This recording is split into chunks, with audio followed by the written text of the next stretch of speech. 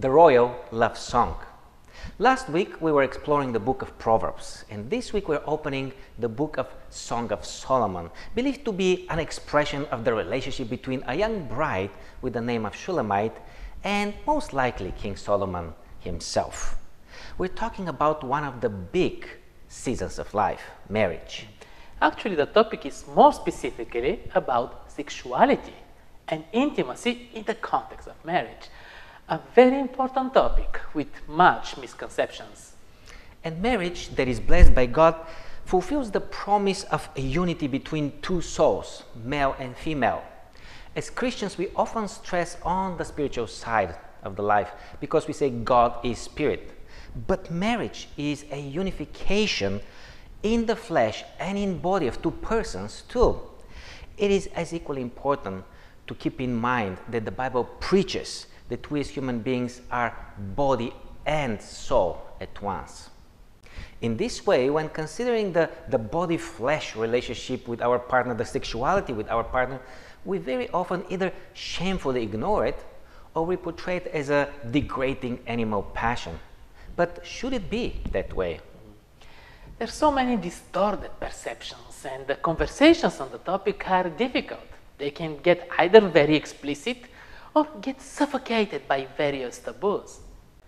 In the Bible, sexuality as a gift from God is something very beautiful and ultimately binding to souls. Unfortunately, it can get also corrupted by sin and become hurtful and degrading. This is why there are so many warnings about it and negativities about it in the Bible texts as well. The first point that the lesson makes is that life is indivisible. We are both spiritual and physical at the same time, and both are good and contribute to our overall health and well-being.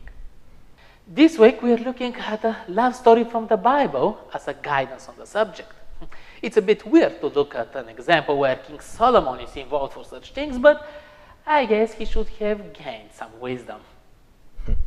The Song of Solomon is a love song. And this love is presented in a complex way, not just one-sided. We see that love there is an expression, first and foremost, of a friendship. But it's also intimacy conveyed through different loving gestures and compliments and strong physical attraction. Lastly, but probably the most important, love that is presenting as bonding force for lasting unity is a gift from the Holy Spirit. It is what bonds husband and wife. It is what brings this sense of trust in a young child, in a parent-child relationship. Love needs to be explored in all those three aspects, not just in one. The lesson uses the expression committed love, and this is the point that I'm taking from here. And further on, the lesson discloses the beautiful nature of love. It is mutual. The one and the other partner will make steps forward to each other. Both will be vulnerable. It is not a relationship of dictatorship or manipulation. It's a relationship of harmony and togetherness. Of course, this is achieved and experienced by them by getting to know each other without any limits. And this is where this freedom of sexuality is granted and carries blessings. Can that love be achieved before marriage? Unlikely so, says the book of Solomon. One element or the other from this complex love will be suffering or missing. The poetic language here is very interesting. The game that both are playing, but by inviting each other to the garden, but refusing first, pointing that both should be ready for such step. How the girl struggles to not let certain feelings and desires be awakened before the right time. When the relationship has developed, when there is commitment and dedication, then this beautiful union can safely grow and flourish in intimacy. Also, the expression of knowing each other in the Bible in the context of sexuality also brings some deeper meaning and level of intimacy. In the end, we can conclude that the love described in the book of Solomon is an image of God's love. And the unity in marriage is the reflection of the unity within the Godhead.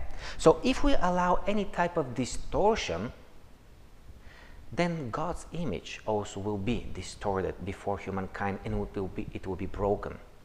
So our goal remains to safeguard the Creator's gift. Sexuality is a sacred thing. It's meant for deep and intimate relationship.